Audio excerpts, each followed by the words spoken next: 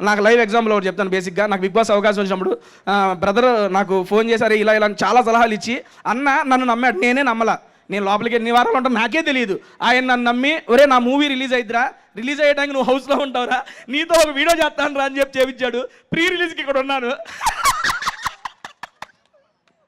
ఇక్కడ నేను చెప్పదలుచుకుంది ఏంటంటే, అన్న నమ్మాడబ్బా నన్ను, నా మీద నాకు నమ్మకం లేదు అన్న. సీరియస్గా చెప్తున్నా, ఆ నమ్మకం నాకు బూస్ట్ ఇచ్చింది అన్న. కానీ నువ్వు సినిమా కొంచెం ముందు రిలీజ్ చేస్తే బాగుండేది, అది అయిపోయేది, లేట్ అయ్యింది, ఏడొచ్చి పడ్డాను నేను.